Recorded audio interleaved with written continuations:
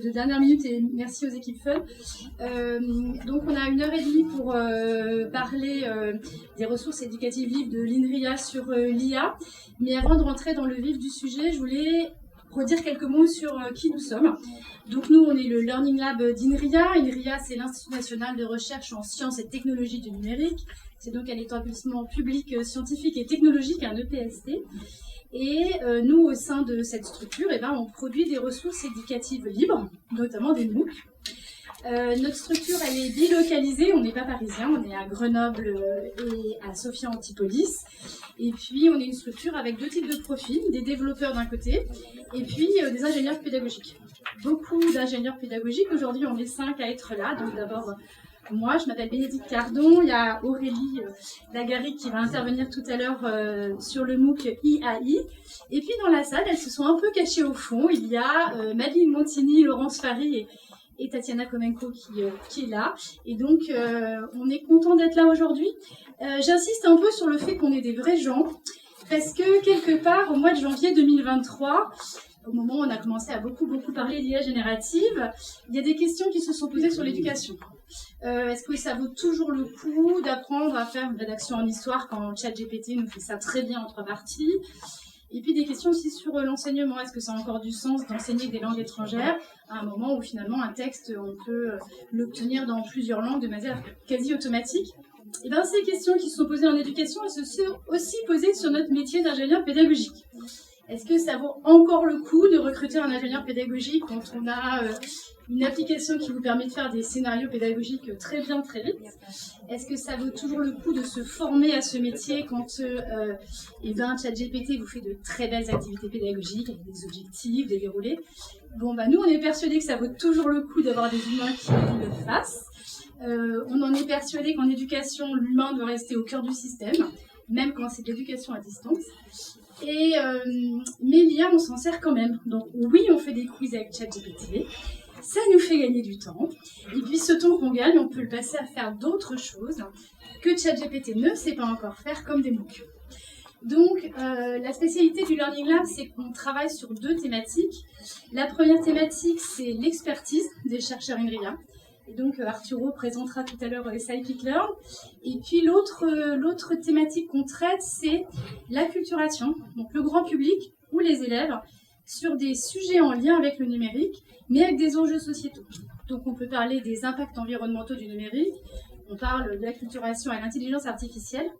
Et quand on est sur cette dimension d'acculturation, on travaille en collaboration étroite avec le ministère de l'Éducation nationale et plus précisément la direction du numérique pour l'éducation.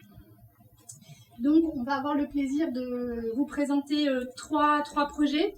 Le premier projet, c'est Intelligence artificielle avec intelligence. Donc, c'est un MOOC un ton un peu inimitable et qui fait le tour des grands questionnements sur l'intelligence artificielle. L'idée, c'est de se dire qu'on en entend beaucoup parler de l'IA, mais on ne sait pas toujours ce qu'il y a derrière. Et on partait de la réflexion de Jean-Gabriel Ganassia sur il faut arrêter de parler de science-fiction, il faut parler de science. Et quand on parle de science, il faut aussi accepter de se poser toutes les questions qu'on peut avoir aujourd'hui sur l'intelligence artificielle, et notamment des questions d'éthique. C'est un MOOC grand public, mais qui peut être utilisé en contexte éducatif. Et il y avait une petite information, on vient de le découvrir cette semaine. Au Luxembourg, ils envisagent, donc ils travaillent actuellement avec l'expert qu'on verra tout à l'heure, Thierry Vieilleville, d'intégrer des éléments du MOOC dans leur parcours obligatoire de formation au collège. Donc parcours de formation 6e, 4e. De cette idée du besoin d'acculturation du grand public à l'IA a découlé l'idée que ce serait bien d'acculturer aussi les enseignants. Donc on passe au 2e projet, c'est un projet qui s'appelle AI40. AI40, c'est, comme on est en phase de dissémination, on va mettre ça de dissémination. Donc c'est intelligence artificielle pour et par les enseignants. Et l'axe d'approche qu'on retient pour cette présentation, c'est que peut-être il y a besoin d'une méthodologie ou d'un accompagnement. Quand on a envie d'utiliser un outil d'IA en contexte éducatif, il y a un certain nombre de questions qu'il faut qu'on se pose. Et comment est-ce qu'on les formule et comment est-ce qu'on peut aller chercher des réponses. Sur ce projet, j'ai la chance de travailler avec Azim Roussalani, qui est enseignant-chercheur au Lauréat, et on co-présentera tous les 2. Juste pour dire, quand on parle d'outils d'IA dans un contexte éducatif, on parle de l'IA pour l'enseignement, on parle de l'IA pour l'apprentissage, mais il y a aussi de l'IA pour accompagner dans les tâches administratives, faciliter la préparation des cours, aider dans les relations avec les enseignants, avec les parents, pardon. Donc l'idée de l'IA en éducation, c'est que effectivement notre public, c'est d'abord les enseignants, mais c'est aussi l'ensemble de la communauté éducative.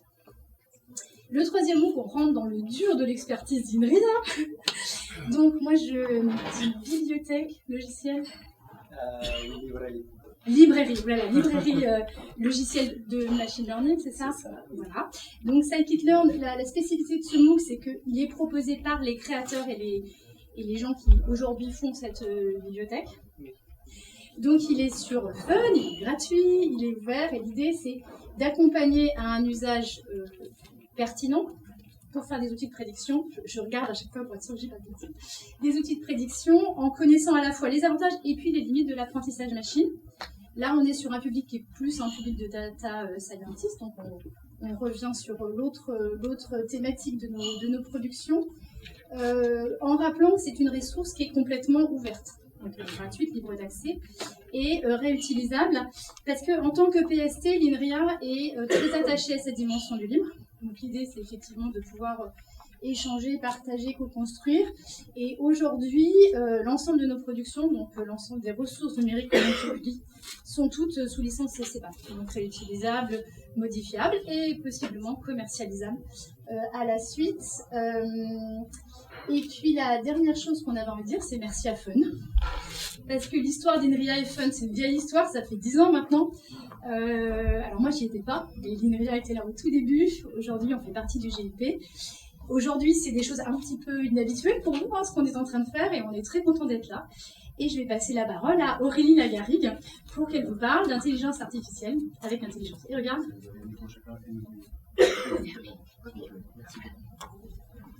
Donc bonjour, moi je vais vous présenter le MOOC IAI qui est le MOOC Intelligence Artificielle avec Intelligence.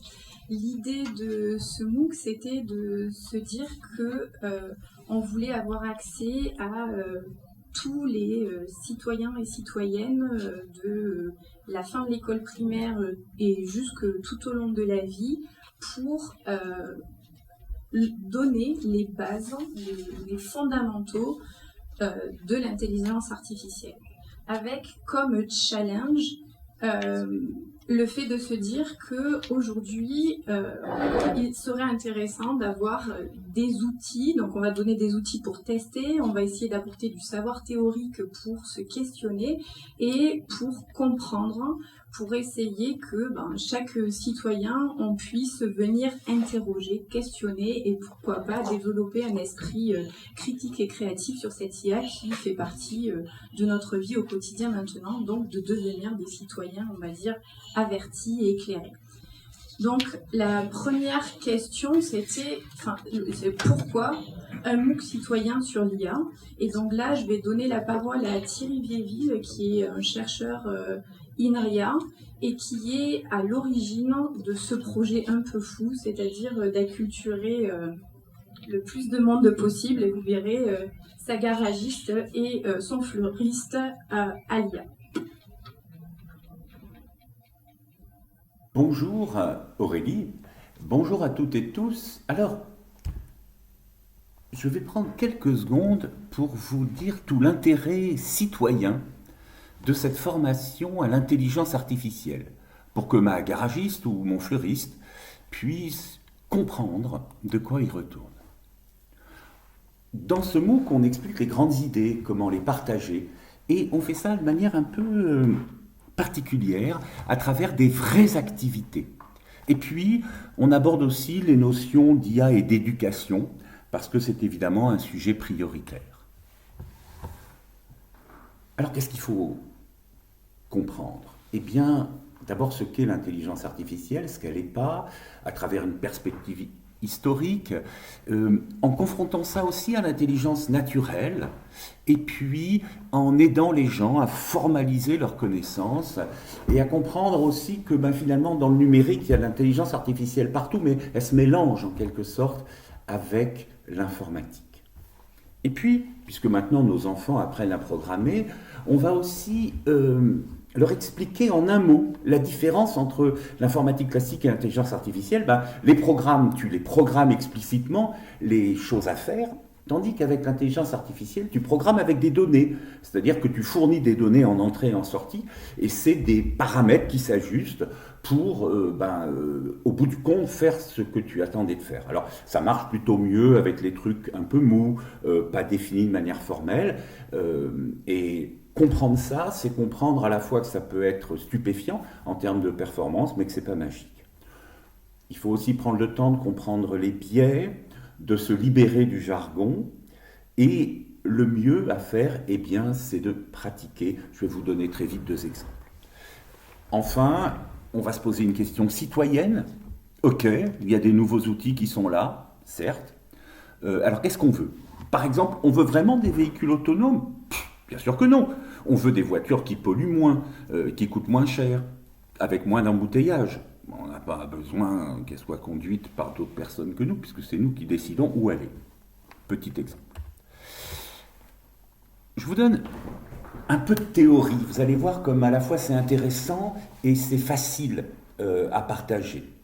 La première grande idée, c'est que des algorithmes peuvent être super efficaces, comme par exemple prendre une voix humaine et la transformer en texte rédigé, sans rien comprendre. Juste par des traitements statistiques.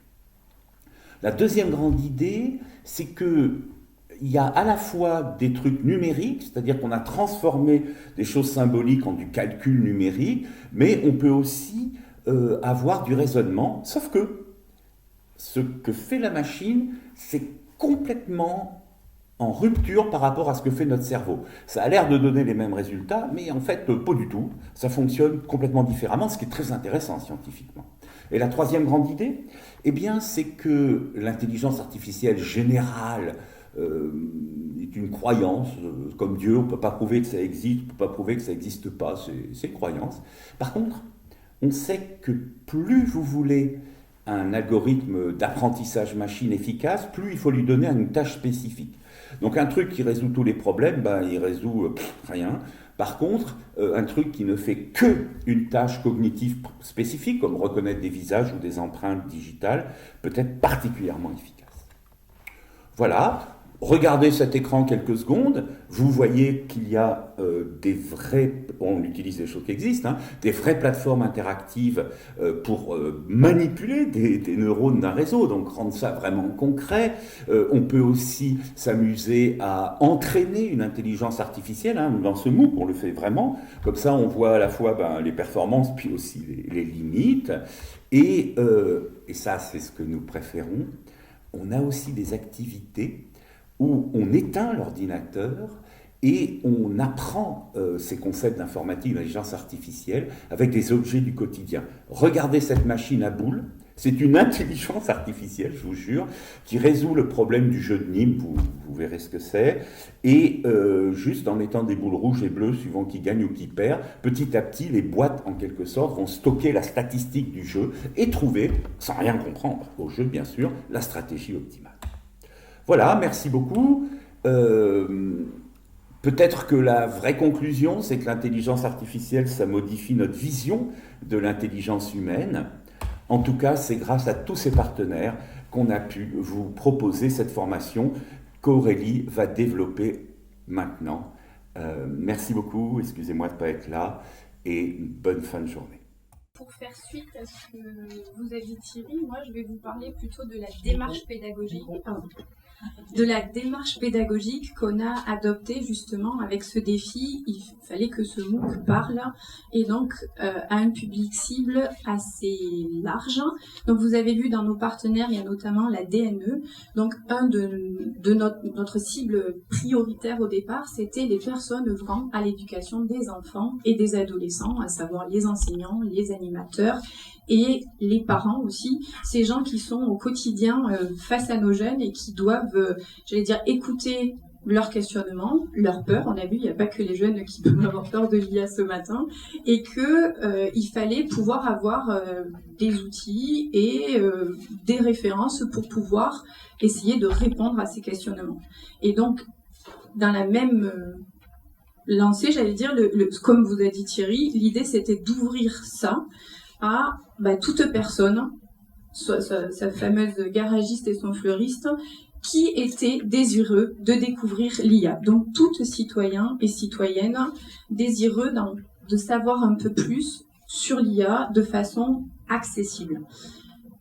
Et donc, pour ça, Fun, la plateforme Fun était pour nous quelque chose de trivial, j'allais dire.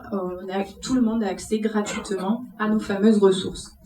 Notre démarche pédagogique, Thierry vous a commencé à énoncer les grandes notions qu'il a semblé important à nos chercheurs INRIA de développer dans cette formation. Et donc, elle va se dérouler en 3 modules. Le premier, vous avez dit, IA, c'est quoi l'intelligence artificielle? Dans ce premier module, l'idée, c'est vraiment de venir interroger et questionner les fameux mythes qu'on peut avoir sur l'IA, qu'est-ce qui véhicule, et également de parler d'intelligence, de venir redéfinir l'intelligence biologique et arriver à essayer de comprendre, peut-être pas définir, mais l'intelligence artificielle et surtout ce qu'elle n'est pas. Dans le module 2, Booster à l'IA, là, on va venir présenter le fameux jargon dont il vous a parlé sur l'IA. On va venir essayer de comprendre ces grands mots que l'on voit régulièrement, machine learning, et essayer d'en comprendre. Alors, on ne va pas rentrer dans les détails comme ça avec Hitler, mais en tout cas donner des clés pour chacun de nous, pour essayer de comprendre un peu qu'est-ce qu'il y a derrière. Et notamment, dans ce chapitre-là, on va venir interroger la place des données. Vous l'avez entendu ce matin, l'IA, ça manipule énormément de données et comment ça les manipule. Donc, pareil, dans ce module-là, on va venir interroger cette question sur les données. Et le module 3, c'est un module, je vais dire, un peu plus ouvert sur l'IA et l'humain. Qu'est-ce que, justement, aujourd'hui, dans notre vie au quotidien, quels sont les enjeux et les leviers de l'IA et comment je peux devenir un citoyen critique et averti sur cette question-là. Dans chacun des modules, on va essayer justement de vous faire d'évoluer avec vous, c'est-à-dire qu'on va toujours commencer par une petite question, se questionner. Et là, vous allez retrouver notre fameux Guillaume dont vous a parlé Bénédicte avec des capsules vidéo très courtes, avec un ton assez, je veux dire, léger, humoristique, en tout cas qui lui appartient, et qui permet justement de venir questionner les idées reçues, éveiller votre curiosité sur la fameuse question que l'on va traiter dans le module. Expérimenter, pour nous, c'était très important de se dire que on apprend en faisant, en testant, le fameux learning by doing. Donc du coup, il y a toute une partie où on vous propose des petits tutos, alors qui peuvent être utilisés dans les classes, donc avec un niveau qu'on a voulu plutôt de vulgarisation, mais qui permettent à chacun d'entrer très facilement, de façon ludique, dans des questions d'IA et de venir justement tester. Alors, Thierry vous a présenté TensorFlow tout à l'heure, mais là, on va venir justement, les fameux chats qu'on vous parlait tout à l'heure, on vous propose des images de chats, on vous propose des images de chiens, on vous propose de faire de la catégorisation et de voir, vous, en choisissant vous-même vos images, et qu'est-ce que vous allez obtenir. On vous propose de réessayer avec certaines contraintes et on vous amène comme ça à vous poser des questions, réfléchir et amener à des connaissances qu'on va venir approfondir dans la partie découvrir. Dans ces parties découvrir, vous allez pouvoir trouver des capsules vidéo de vulgarisation où on retrouve Guillaume avec, là, cette fois-ci, des apports plus théoriques. Vous allez retrouver des chercheurs experts. Vous allez aussi retrouver des articles scientifiques, des articles de vulgarisation et des parties du livre blanc INRIA. Et enfin, la partie débattre, qui était très importante pour nous, c'est-à-dire que l'intervenant de ce matin, il a fait allusion à la fin de son intervention, c'est-à-dire, oui, il est important que chaque citoyen ait des bases pour se questionner, mais il est très important aussi qu'on puisse en discuter, qu'on puisse dialoguer, qu'on puisse débattre et qu'on puisse ensemble se poser des questions et évoluer. Donc pour ça, on a mis en place un forum où chacun est libre de venir poser des questions, interroger nos experts, réagir entre apprenants. On a également mis en place des webinaires et on leur donne accès aussi à des conférences de scientifiques sur la question. Et petite cerise sur le gâteau, à la fin de chaque module également, donc je passe l'aspect où on les évalue pour qu'ils puissent savoir qu'est-ce qu'ils ont retenu de chacun de ces différentes parties. Et il y a un yak à jouer. C'est-à-dire que là, on les invite vraiment à venir tester des IA du quotidien et donc à aller chercher des IA et on leur fait découvrir tout plein d'IA que vous utilisez dans la vie de tous les jours avec des petits questionnements sur ces fameuses IA. Donc voilà, la démarche. Maintenant, je vais finir en vous présentant les retombées finalement de ce MOOC sur nos participants et sur le milieu scolaire. Ce MOOC, ça fait 3 ans qu'il est ouvert. Il a été ouvert en avril 2020, en plein début de Covid. C'était une expérience, je pense qu'on s'en rappelle bien, avec Tatiana notamment. Actuellement, on a un peu plus de 40 000 inscrits. Il y a 3 000 attestations qui ont été délivrées. Et ce pour lequel on est aussi très content, c'est qu'on a un forum plutôt actif avec 10 000 personnes inscrites. Il y a des vrais échanges de discussions qui nous permettent notamment de vraiment jouer l'aspect de la co-construction. C'est-à-dire que des éléments qui ont été mis dans le MOOC, dans le forum, ont été réinvestis dans le MOOC pour venir agrémenter ce MOOC qu'on veut citoyen et participatif. On a un taux de satisfaction global de 94%, donc on est plutôt content. Et à nos webinaires, on a en principe entre 50 et 100 personnes qui se connectent quand on leur propose des échanges en direct. Nos ressources, c'était rappelé qu'elles sont gratuites, en licence libre, donc vraiment, vous avez la possibilité, que ce soit pour les enseignants ou même pour vous, de pouvoir les réutiliser. Et justement, sur cette partie enseignant, chacune des 4 parties que je vous ai présentées, découvrir, se tester, se découvrir et débattre, ont pour chacune ce qu'on appelle des fiches pédagogiques, où vous avez, pour chaque ressource qu'on vous propose, une démarche pour pouvoir l'adapter en classe ou lors d'animation, et que vous pouvez aussi utiliser, Thierry s'amuse à dire, lors de vos apéritifs avec vos voisins, ça peut aussi très bien fonctionner. Voilà. Donc ce MOOC Intelligence Artificielle avec Intelligence, on espère, est une base de culture scientifique pour toutes et tous. Si vous voulez aller le tester, donc c'est sur Fun. Et il a été notamment référencé dans le livre blanc qui est sorti fin 2022 ou début 2023, Enseigner à apprendre à l'ère de l'intelligence artificielle, édité notamment par Margarida Romero.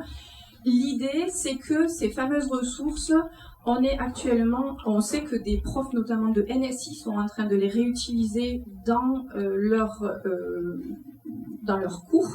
Et comme l'a dit Bénédicte en introduction, au Luxembourg, certaines ressources sont aussi utilisées. Donc on espère que petit à petit, ces fameuses ressources vont pouvoir disséminer et aider chacun et chacune à se poser des questions et puis continuer à s'interroger sur l'IA. Alors j'ai un peu honte, mais je pense que tout le monde connaît ChatGPT, tout le monde l'a utilisé, mais néanmoins, donc voilà, ChatGPT est un modèle de langage et un algorithme qui permet de prédire les mots suivants à partir d'une instruction, un prompt, saisi par l'utilisateur. Il produit des réponses en langage naturel à partir de régularités statistiques. Alors jusque-là, pas tellement de scoop.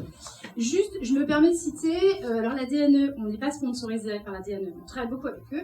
Ils viennent de publier un document qui s'appelle Intelligence artificielle et éducation, apport de la recherche et enjeux pour les politiques publiques. Il y a dans ce document une page sur la présentation des modèles de langage, sur comment ça fonctionne, comment se fait la prédiction statistique, qui est extrêmement synthétique et bien faite. Et nous, on a beaucoup lu sur le sujet, on a trouvé que là, en une page, c'était pas mal, donc je voulais quand même les citer. Alors, si on y arrive, on allait vous proposer une petite activité interactive. On espère que ça va marcher. Donc, pour ceux qui sont sur le Wi-Fi, l'idée c'est d'aller sur le site de WooClap. Et quand on est sur la page d'accueil, vous avez un petit rectangle blanc qui vous demande de rentrer un identifiant. Donc l'identifiant AI40. Normalement, le questionnaire est ouvert.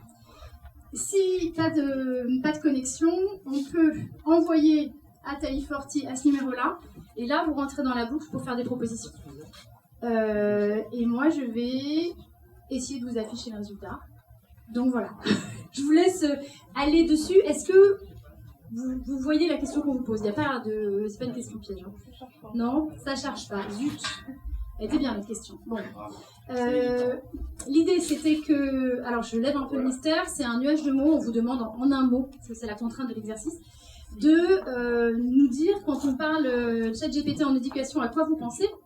La contrainte, c'est un seul mot, mais vous pouvez jouer plusieurs fois, donc présenter plusieurs mots. Pourquoi un seul mot? Parce que si on fait des phrases ou des associations de mots, le nuage ne les gère pas et fait comme s'il était apprentissage adaptatif, et ben on va avoir apprentissage adaptatif. Ce sera intéressant pour les deux, mais ce ne sera pas nécessairement votre attention. Et pendant que cette activité se lance, on avait, pour faire de l'activité en parallèle, juste rappeler un peu pourquoi on se pose la question de l'outil en éducation. Ça, c'est un rapport de l'OCDE de 2019 qui a alimenté beaucoup de travaux. Qu'est-ce qui se passe quand on demande à des enseignants donc, de l'OCDE? Donc c'est transverse, mais les données sont étonnamment, régulières dans les pays. Quand on demande à un enseignant son temps de travail, il est consacré à quoi? 44% de élèves en enseignement, et puis beaucoup de temps à faire d'autres choses. Des choses qui sont de la préparation des cours, et puis de l'évaluation de la notation.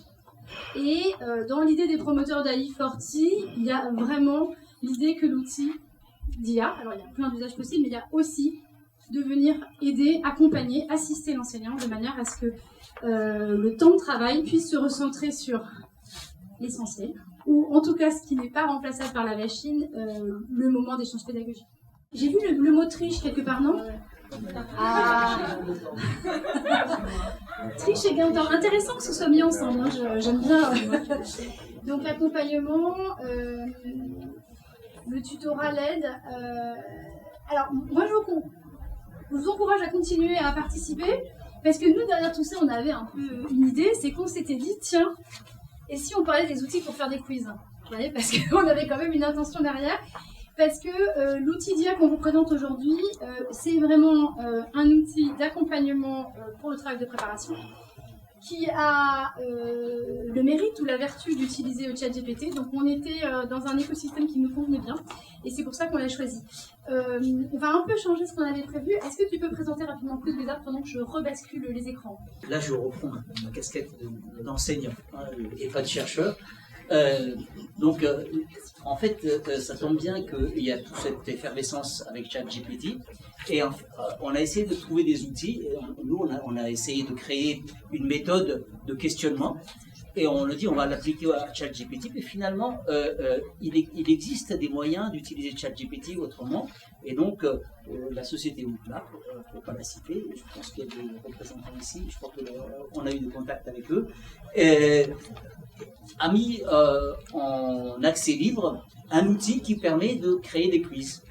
Donc on va créer nos propres quiz. Donc dans ma propre activité d'enseignant, donc je suis enseignant en informatique, et j'ai besoin de créer des quiz, et ça me prend beaucoup de temps pour me renouveler, pour me réinspirer, et plus le temps avance, plus c'est difficile de se renouveler par rapport à cette activité, ça me prend beaucoup de temps, et il y a des endroits où ce sont des quiz formatifs, donc qui me permettent d'animer des séances de cours magistraux, mais il y a des formations comme dans les filières de santé où c'est vraiment des quiz sommatifs, donc on est obligé de créer, c'est la coutume, hein, c'était une pratique dans les filières de santé que de faire des QCM. Donc chaque année il faut se renouveler pour pas que on va dire les étudiants se réhabituent. Donc j'ai testé cet outil-là pour ma part.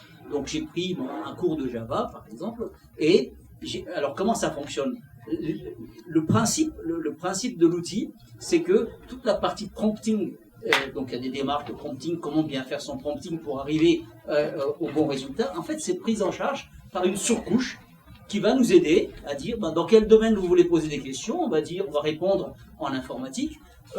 Est-ce que vous avez des documents supplémentaires à donner? Moi je mets mes polis en PDF dedans. Et combien de questions vous voulez générer? Et bon, là, j'ai 10 questions qui sont générées automatiquement.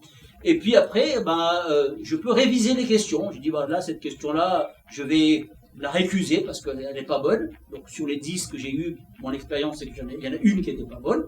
Et puis les autres, j'ai un tout petit peu modifié, une ou deux.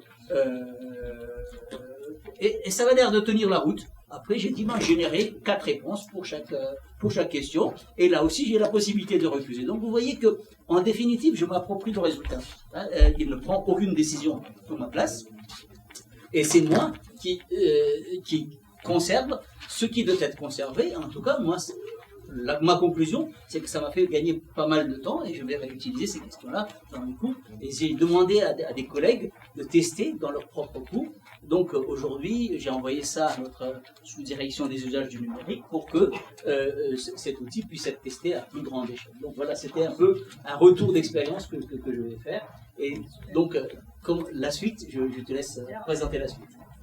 C'était là-dessus tout ce qui allait avant, mais c'est pas grave, ça me paraît quand même faire un tout petit peu de sens. On revient sur le contexte général. Donc AI40, c'est un projet Erasmus plus 4.3. La particularité du 4.3, c'est qu'en fait, on est sur des sujets émergents et que les résultats de l'expérimentation amènent des rédactions de politiques publiques. On est sur un partenariat de 17 partenaires dans 5 pays, la France, le Luxembourg, la Slovénie, l'Irlande et l'Italie. L'intention, c'est d'encourager l'usage des outils d'IA en éducation pour tous les aspects, donc l'IA en classe, mais aussi l'IA au service du fonctionnement de l'établissement, au service de l'institution, avec l'idée qu'on est sur un usage éclairé. L'idée, on ne fournit pas des tutoriels sur des outils d'IA, on accompagne pour comprendre et faire en sorte que l'usage soit éclairé, justement. Donc, le lauréat, voilà, ça y est, ça c'est fait. On a donc, comment on fait pour encourager les enseignants à utiliser des outils d'IA? On leur fait une formation avec un MOOC en 5 langues, des webinaires, des actes et des journées de formation. Ça, c'est le dispositif général. Et vient s'insérer dans ce dispositif la grille pour la caractérisation de l'IA. L'hypothèse, c'est qu'on utilise bien ce qu'on comprend bien, et que quand on est confronté à un outil d'IA, parfois on a peu ou pas d'informations de l'éditeur, et bien quelles questions il faut se poser pour qu'on puisse utiliser sereinement et de manière éclairée cet outil. Donc, cette fameuse grille, elle comporte 7 dimensions qui sont déclinées en question. Alors, les dimensions de mémoire, alors l'usage, la décision, les données personnelles, la sécurité des données, les technologies, les capacités d'audit, et on termine sur l'algorithme de mémoire. Je pense que j'en ai interverti, mais c'est pas très grave. Donc l'idée, c'est effectivement un travail sur l'outil qui est mené par des experts en IA. Enfin, la méthodologie, elle est construite par l'équipe du lauréat. Et pourquoi on est très content d'avoir découvert QuizWizard? Parce que quand on a commencé à réfléchir à ce qu'on allait vous dire aujourd'hui, on s'est dit, bon, il faut qu'on vous parle de ChatGPT, sinon on va passer un peu pour des losers. Et sauf que notre grille, elle est vraiment destinée à des outils d'IA en éducation. La dimension sur l'usage, c'est quelle tâche pédagogique on soutient, quelle est l'intention. Donc, ChatGPT, c'était pas vraiment ce dont on avait besoin pour tester notre grille. Par contre, QuizWizard, qui fait des quiz en utilisant ChatGPT, c'était parfait pour nous. Et alors, ils ont été extrêmement coopératifs, donc on vous dit qu'ils sont là demain matin, je crois. Ils interviennent pour présenter justement cet outil QuizWizard. Bon, Azim vous l'a dit, hein, donc une surcouche de prompt qui permet de générer des quiz avec le choix d'une matière d'un niveau, et puis on peut aller jusqu'à la classe et on peut rentrer ses cours. Alors, notre grille, elle a 7 dimensions. Comme on a une demi-heure, on va en faire 2. La dimension usage et la dimension au niveau de décision. La dimension, c'est l'usage. Il y a plusieurs questions, mais ça résume pas mal. Quelle tâche éducative? Donc là, c'est ce que Azim a partagé avec vous. Oui, j'ai partagé avec vous l'usage, donc maintenant on peut passer à la dimension de, je pense. Alors, la décision. Alors oui, est-ce que tu en as parlé? Oui, d'accord, oui. Donc il y a un élément qui est très important, et surtout pour les enseignants, c'est quelle décision l'IA va prendre en place, et où est-ce que ça se situe dans la chaîne. Donc c'était cette question-là. Donc, cette question-là nous a amené à vraiment clarifier ces problèmes, parce que généralement, quand on dit que ce sont des outils l'IA est cachée dans tout un process quelque part, et l'IA va prendre une part de décision, mais plutôt quelquefois, c'est pas vraiment des décisions, ce sont des recommandations, ce sont des orientations, hein, et parfois ça prend des décisions. Hein, donc il y a certaines tâches comme l'apprentissage adaptatif où l'IA prend directement des tâches sans passer par l'enseignant, alors que ici, dans ce cas-là, l'enseignant reste dans la boucle. Hein, donc c'est cette question-là que je voulais jouer. Alors, il y a deux choses. Hein. Quand QuizWizard génère des quiz, il vous dit vous en voulez 5 ou 10, il vous dit est-ce que vous voulez un point d'exclamation ou un point d'interrogation.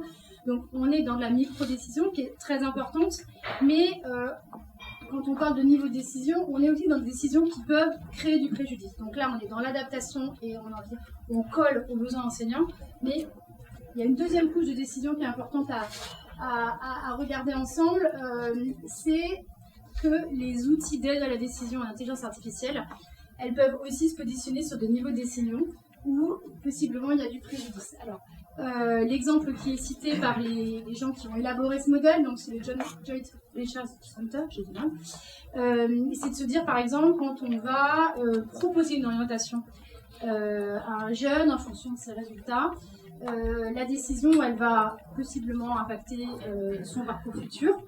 Et elle peut être génératrice de choses très positives, mais aussi de perte de chance.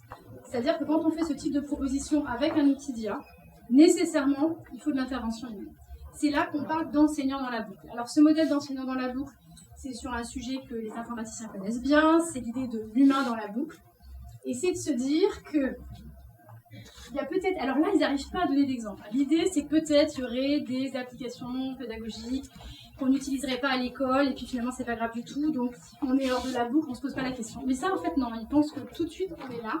Donc QuizWizard, ça nous fait des propositions, mais c'est l'enseignant qui décide de valider la proposition, et puis l'utiliser dans un autre contexte. Donc on est ici, parce que finalement la décision, alors quand on est dans l'évaluation, hein, pas dans l'évaluation, justement dans la formation, l'idée d'avoir 9 ou 10 questions, finalement, le préjudice il n'est pas si grave que ça. Et puis dès qu'on rentre sur des choses plus substantielles, il faut nécessairement une interaction. Et ça c'est important aussi parce que dans l'aide à la décision, l'IA ne décide pas, hein, l'IA fait des propositions.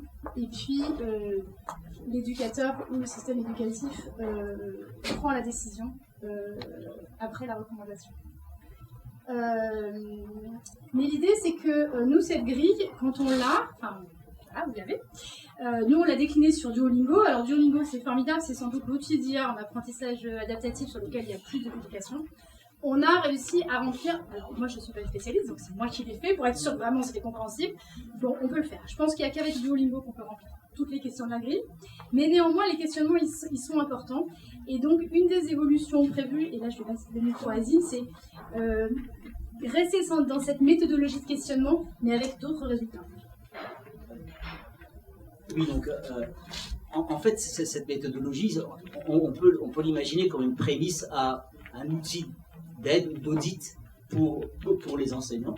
Donc, en tout cas, notre espoir, c'est que les autorités dans le ministère s'en emparent de cette grille-là et qu'on puisse continuer à la développer et à l'éprouver. Donc aujourd'hui, on est en contact avec pas mal d'éditeurs. Quand on a fait cette grille-là, on a fait ça avec nos propres outils internes, dans nos projets internes au laboratoire. Donc on les a testés en interne, on ne peut pas être jugé parti. Donc là, on s'adresse à des vrais outils qui sont commercialisés pour les caractériser à travers cette grille. Est-ce que c'est le moment de parler aussi de la suite? En fait, ce que nous... on essaie de trouver une participation des éditeurs. Donc il faudrait que les éditeurs jouent aussi le jeu. Donc ce qu'on a fait, c'est qu'on a créé un questionnaire destiné aux éditeurs, qui sont... Le résultat du questionnaire n'est pas pour le grand public. C'est une interaction entre les éditeurs et nous, les laboratoires qui utilisons l'IA. Et nous, on va... travailler sur les résultats de ces questionnaires et on va clarifier avec eux toutes ces questions-là, dans le but justement de créer des fiches où ces dimensions-là vont être expliquées et qui vont pouvoir servir pour chaque outil qui sont utilisables par les enseignants de cette grille qui va être instanciée avec toutes les informations que nous avons pu glaner auprès des gens qui développent. Donc voilà, cette idée, donc vous avez vu qu'il y a des questions de transparence, des questions de sécurité de données, de technologie, tout ça, on essaie de le résumer dans cette fiche à l'issue qui répond à toutes les questions qu'on a conçues. On rajoute évidemment que cette question elle intéresse les ministères. Vous savez que dans le contexte français, il y a des outils qui sont déjà inclus dans l'offre avec l'identifiant unique, et puis il y a des outils qui sont extérieurs. C'est évidemment plutôt pour ces outils extérieurs parce que dans le cadre des outils qui sont déjà intégrés, ces questions-là ont déjà été posées. Et que tous les ministères ne fonctionnent pas comme nous. En Irlande, le chef d'établissement part faire son shopping à Londres au mois de septembre, dans ce mois de mars. Et puis il achète des outils d'IA, et lui, il a quand même bien envie de savoir quand on lui propose un super outil, par exemple, pour prévenir le décrochage scolaire, comment est-ce qu'on fait un usage raisonné et en toute sécurité dans un contexte éducatif. Et donc, l'idée de cette grille, ça fait un des éléments de l'acculturation à l'intelligence artificielle et aux outils d'IA. Le projet, c'est 3 ans, donc nous, dans la 3e année du projet. C'est le moment où tout le travail qui a été fait, il y a d'abord un travail d'évaluation sous la responsabilité du CNESCO, et puis un travail de diffusion. Donc nous, au Lauria et avec Fun, on rentre dans le vif du sujet, puisqu'il y aura un MOOC à I40 qui sera publié au premier trimestre 2024, et puis on accompagnera aussi tout ce qui va être dissémination de la grille, donc c'est-à-dire l'accompagnement à l'usage pour un outil qui est un bel outil, mais qui n'est pas si simple que ça pour les non-spécialistes. Voilà. Je voudrais juste rajouter qu'à l'issue du projet, les rapports sur la grille vont être publics, vont publiés, ils sont disponibles. Ouais. Alors, je ne sais pas où on en est en termes de temps, il est peut-être temps que je passe rapidement le micro à... C'est bon? Et alors, 5 minutes. Alors, j'ai fini mon PowerPoint, mais j'en dirai une petite couche quand même. Je les ai mis en QR code, c'est plus facile. Dans cette réflexion sur l'usage raisonné, il y a aussi l'usage éthique, et donc la Commission européenne a publié des lignes directrices éthiques à destination donc des éducateurs. Voilà, c'est un document qui est aussi en phase de dissémination, et il y a évidemment on boucle sur des questions assez similaires, mais effectivement c'est un usage le plus sûr, responsable possible, en tenant compte du fait que on est avec des jeunes.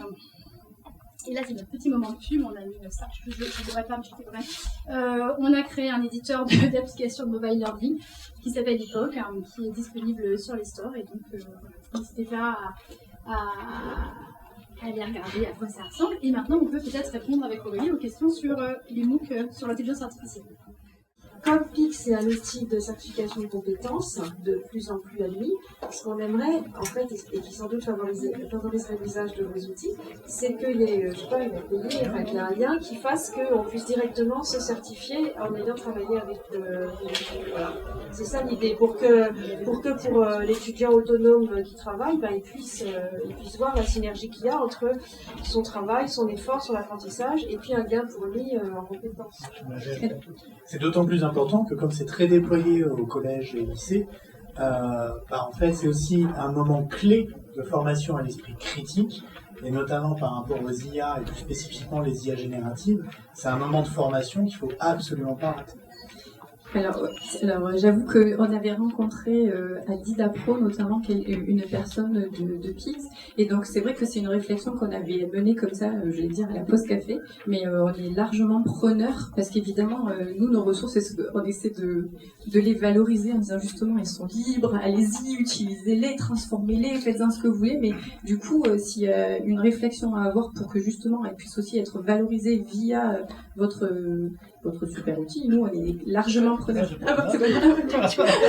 Ce super outil, nous on est largement preneurs. Et notamment on avait eu ces questions-là. Donc c'est comme ça aussi qu'on savait que des vidéos de vie privée étaient réutilisées, et c'est comme ça qu'on a pointé les vidéos de impact nul. Ouais. Et donc il y a un travail qui a été plutôt de se donner quelques pistes, mais il n'y a pas encore un travail vraiment de réflexion. Mais c'est vrai je pense qu'on en serait tous gagnants. Pour cette dernière partie du module concernant l'INRIA, je vais parler du MOOC Machine Learning in Python with Scikit-Learn, ça c'est le titre. Comme Bénédicte a déjà dit, Scikit-Learn c'est une librairie, l'un des librairies de référence sur Machine Learning qui a des applications sur, par exemple, le système de recommandation et même pour la prédiction qui peut être utilisée pour le médecin, par exemple. Bon, quelques mots sur moi. Je fais un doctorat en physique des particules à l'UNAM, ça c'est l'Université nationale autonome de Mexique, et où j'ai commencé mon carrière parallèle en enseignant les sciences depuis 2012, il y a longtemps. Et maintenant, c'est ce qu'on appelle encore contributeur à Scikit-Learn. Et depuis 2 ans, je suis en charge du contenu du forum, c'est-à-dire du contenu et aussi du forum du MOOC. Ah, et un petit détail, comme vous vous rendez compte, je suis mexicain et du coup je m'excuse si j'ai fait des fautes d'orthographe à l'oral. Désolé. Bon, le petit topo. Pourquoi est-ce qu'on devrait suivre le MOOC de Machine Learning sur Scikit-Learn? Tout d'abord parce que c'est gratuit et en plus vous recevez un badge. Et ça c'est intéressant parce que c'est plutôt à l'envers que les gens font, c'est-à-dire dans toutes les plateformes, les badges sont surtout payants. Et dans notre cas, c'est complètement gratuit. En plus, il n'y a rien installé et c'est maintenu par des développeurs de Scikit-Learn nous-mêmes. Et ça signifie qu'entre sessions, on fait de la maintenance pour garantir que le MOOC tourne sur la toute dernière version de la librairie. Et en parlant de la vision du MOOC, on essaie de le faire autant accessible que possible. Par exemple, on demande que des connaissances de base de Python et aussi le cours en anglais. Et du coup, on demande qu'il y a au moins de la compréhension de l'anglais en écrit, parce que les vidéos ont des sous-titres en français quand même et en anglais. Aussi, on est adressé dans un public qui n'a pas forcément un fort bagage mathématique ou statistique, sinon qu'on essaie de donner quelques intuitions pour faire des modèles. Et comme les autres MOOC qui ont été présentés, on a une licence CC BY, c'est-à-dire on peut partager le MOOC, on peut l'utiliser et on peut même le commercialiser. Dans notre cas, ça veut dire que le matériel est réutilisable dans tout type de contexte. Par exemple, on l'utilise dans des tutoriels sur les conférences, pour l'enseignement direct, notamment avec une Academy ou des cours universitaires. Et ça, c'était dans un point de vue qualitatif, mais dans un point de vue quantitatif, la structure de MOOC, c'est qu'il est formé par 7 modules plus 1. Et on a 15 leçons vidéo, 70 cahiers plus 21 exercices. Et l'évaluation, ça se fait d'une façon continue avec des quiz et des graph of quiz. La différence étant que les graph of quiz sont plutôt de code et les quiz normaux sont conceptuels.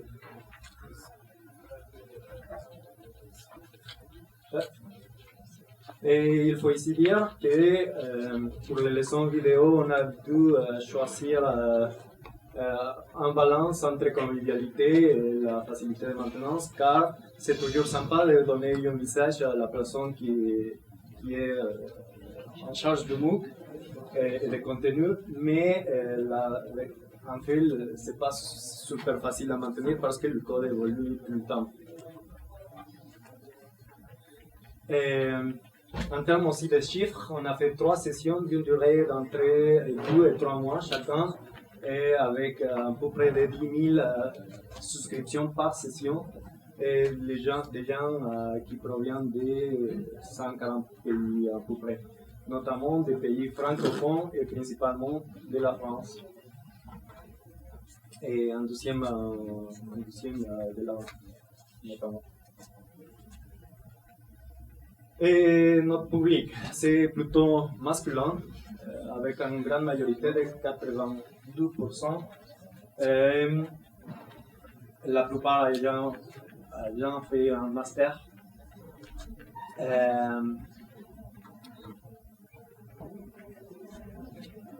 L'objectif de l'agent, on a constaté grâce à quelques petits sondages qu'on a réalisés au début du MOOC, que l'objectif de la plupart des gens, c'est d'obtenir le badge, mais que si il est gratuit.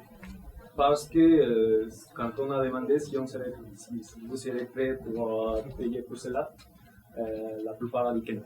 Et moi, s'il coûte moins de 50 euros. Ok, l'autre question, c'est plutôt à la fin du MOOC, on a fait un autre sondage pour demander le degré de satisfaction sur le MOOC. Et la plupart des gens ont été extrêmement satisfaits. Et ils ont dit qu'ils seraient en mesure de pratiquer ou appliquer ce qu'ils avaient appris. Il faut dire ici que c'est à la fin du MOOC que pas tout le monde a répondu ce questionnaire, mais ça donne une idée de satisfaction globale. Alors, ça c'était en termes de chiffres, mais il faut se rappeler que les chiffres sont des êtres humains. Par exemple, ici on a sélectionné quelques retours des apprenants. Et la toute première, c'est une personne qui nous a comparé avec Descartes, parce qu'il était super excité. Et bon, c'est super gentil comme retour, mais le deuxième, c'est un petit peu plus neutral, positif. Et c'est une personne qui a dit que c'est bien apprécié l'approche pédagogique et le balance entre explanation et pratique. Et c'est grâce à ce type de retour que on a la capacité de, à chaque itération, améliorer le contenu. Par exemple, on fait des sondages aussi à la fin de chaque module pour retrouver le temps que les gens ont dépensé pour répondre aux questions. Et ça nous sert, par exemple, pour créer des équivalences avec les crédits de cours, c'est-à-dire combien d'heures est-ce qu'une personne est censée dépenser pour compléter tout le MOOC. Et aussi pour identifier les concepts, les questions qui sont pas simples à répondre. Par exemple, ici, dans cette plot, je pense que rouge, c'est que les gens ont trouvé beaucoup trop difficile la question dans le quiz. En jaune, c'est difficile. En bleu, c'est normal, je pense, intermédiaire. Et en vert, c'est trop facile pour moi. Et du coup, on voit qu'il y a un bon balance entre les gens qui ont répondu que c'est suffisamment adéquat à leur niveau. Une chose à garder dans la tête, c'est qu'on a choisi une seule seuil pour donner le certificat. Sur les sessions 2 et 3, on l'a mis à 60% de réponses correctes. Et pour la session 1, on a utilisé 50%. Et vous pouvez constater ici qu'il y a un effet, je dirais, plutôt décourageant d'obtenir la badge. Et ça c'est intéressant à regarder parce que quand les gens obtiennent le badge, c'est du good enough et ils s'arrêtent. Et une autre chose, c'est que les canaux de diffusion, par exemple, ici, on peut regarder que font la newsletter, c'est normalement le canal plus visible, sauf que pour la session 3, le canal Friend, c'est-à-dire bouche-oreille, a dépassé légèrement le canal Phone. Et dans cette troisième session, la visibilité de la presse a aussi augmenté.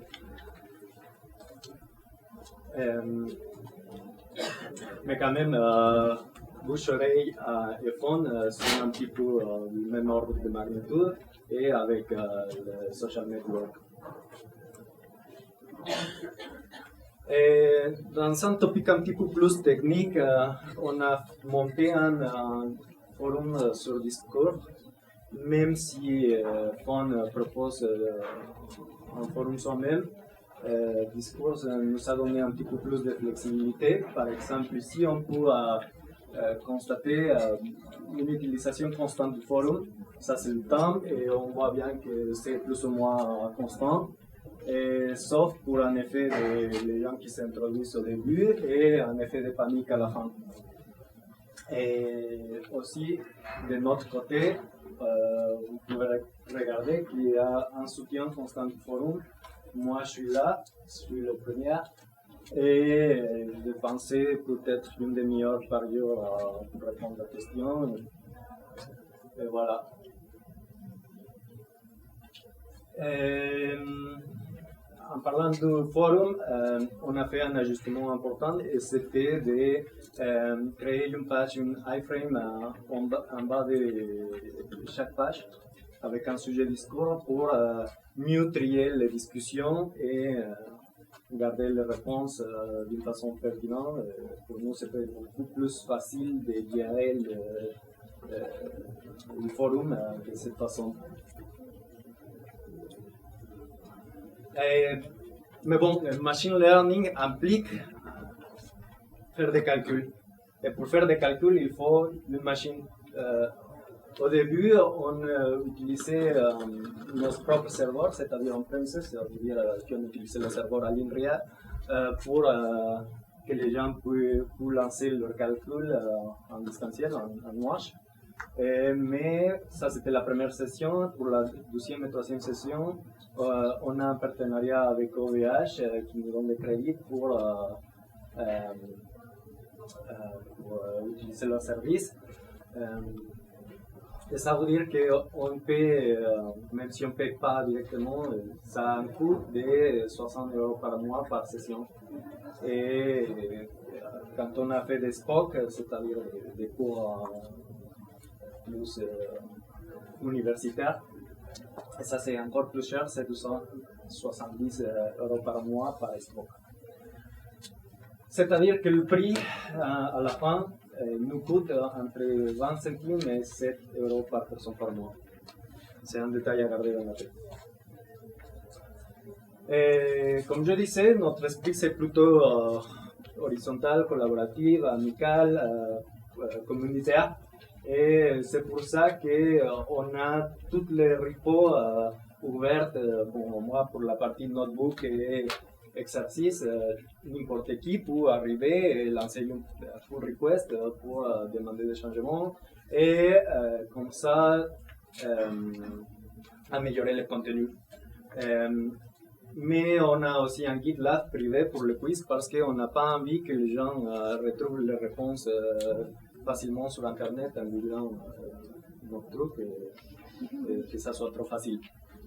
Même avec ChatGPT, ça va être plus facile. Et on est assez populaire sur GitHub.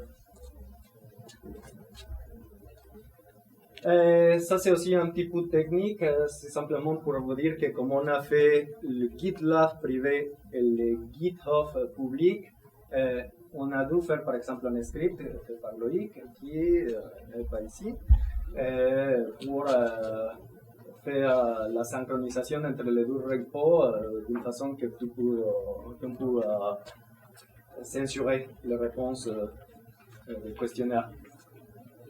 Et aussi il y a d'autres astuces, par exemple pour générer les exercices à partir de la solution et qu'il n'y a pas de divergence entre les deux. Et on utilise aussi des JupyText pour générer des Jupyter Notebook à partir des fichiers Python. Bon. par rapport à l'intégration sur fond, comme je disais, on a un repo GitHub qu'on utilise pour générer un Jupyter-Book qui est utilisé comme source de vérité. Et en fait, la plupart du contenu de MOOC réutilise directement le repo, soit avec l'HTML en copie-coller, ou soit dans un iframe pointer directement vers le repo. Et ici, par exemple, c'est Laurence qui est ici et Marie qui est parmi nous, qui gère de façon manuelle les quiz sur fond. Et bon, je profite de l'occasion pour annoncer que la prochaine session, la session 4, sera ouverte en mode self-paced. On envisage de démarrer à partir d'octobre de cette année, c'est-à-dire qu'on fera des petites corrections en mois fréquence.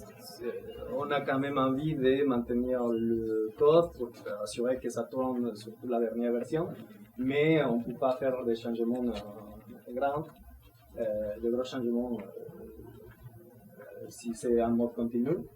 Et aussi le support de forme, ça va diminuer. En lieu de dépenser une demi-heure par heure, je vais peut-être dépenser une demi-heure par semaine, peut-être. Mais avec l'intention que les gens soient plus actifs entre eux, et moi je serai là que pour gérer un petit peu les discussions. Et finalement, on est encore en négociation avec OVH. C'est pas encore sûr qu'ils vont renouveler le partenariat pour avoir des calculs sur le mois. Et du coup, c'est pour ça qu'on a généré une wishlist et en premier lieu, on s'est dit que ce serait super si Fond arrive à supporter des PaleoLite plus JupyterLite de façon que les gens puissent lancer le code dans leur propre machine en lieu de lancer le code sur un ordi en externe sur une machine. Et aussi, dans la wishlist, ce serait bien d'avoir une synchronisation automatique des quiz dans un repo, comme on disait, actuellement ça se fait à la main, et ça donne aussi d'espace pour faire des erreurs, même de typos, etc. Une chose qui est potentiellement simple à implémenter, c'est un moteur de recherche en interne pour trouver facilement un contenu pertinent pour les utilisateurs, parce que pour l'instant, je pense qu'il n'y en a pas. Et du coup, si quelqu'un se rappelle pas quand est-ce qu'un concept a été introduit, il faut chercher à la main et ça prend du temps, ça prend d'efforts et ça peut aussi décourager les utilisateurs de continuer sur MOOC. Et finalement, en parlant de décourager, comme je vous ai dit, le batch, apparemment, on le fait contraire, au moins dans les cas où on donne qu'un batch.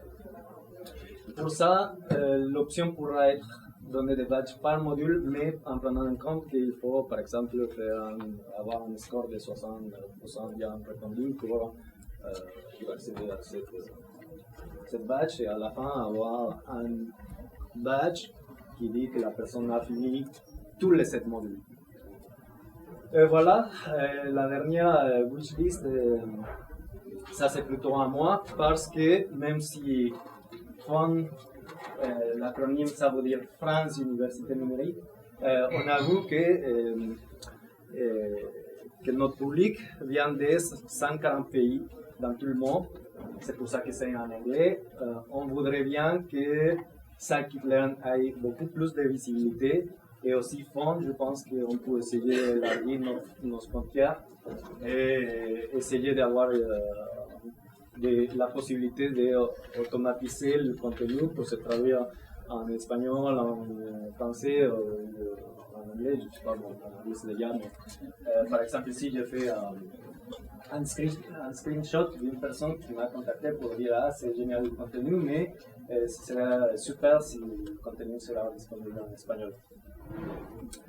Voilà, je dis un grand merci pour toute l'équipe à gauche, pour tous nous qui sommes en charge du contenu soi-même, et en droite l'équipe pédagogique, même si c'est historique. Et je profite pour présenter Madeline qui vient de joindre l'équipe. Merci. Je voulais juste rebondir sur une chose. Arturo, il dit qu'il passe une demi-heure par jour en fait à animer le forum où il y a des questions qui sont très techniques. C'est de rappeler aussi que la particularité du Learning Live, c'est d'être au contact direct de l'expertise. Sur le Scikit-Learn, c'est l'équipe qui fait Scikit-Learn. Quand on fait intelligence artificielle avec intelligence, vous l'avez vu, c'est Thierry Villeville et il est directeur de recherche en intelligence artificielle. Sur AI40, on est dans un contexte un peu différent, mais on travaille avec aussi des experts en intelligence artificielle. L'idée, c'est que, j'espère qu'individuellement j'en parle mieux, mais qu'en fait, c'était aussi de placer la production de ressources à côté de là où la ressource est faite et de là où la recherche est faite. Donc c'est à la fois notre légitimité et puis c'est un peu une des raisons pourquoi on est là aujourd'hui pour défendre ce point de vue. Alors là j'ai fait le dernier tour de piste pour dire que notre PDG sera là demain à la séance conclusive, mais voilà, c'est de dire que l'URIA fait de l'intelligence artificielle, fait de ressources sur l'intelligence artificielle et que vu l'intérêt, vu les questions que ça pose, je trouve que c'est intéressant qu'il y ait un acteur français qui soit dans cette démarche réflexive. Et puis des Francines et pas que, parce que vous avez vu qu'on a des équipes internationales et qu'on est très heureux de travailler avec des gens d'un peu tous les horizons. Et à un autre niveau, c'est-à-dire est-ce qu'il y a des universités qui utilisent dans le cadre un peu plus formel ces MOOC, peut-être que non, mais est-ce que c'est possible? Oui, en fait, par exemple, Olivier et Gaël, ils donnent des cours à l'université, ils utilisent tout le temps le contenu de MOOC. Moi aussi, j'ai donné quelques cours en l'utilisant. Oui, c'est ça ce que j'ai présenté quand je parlais de Spock. C'est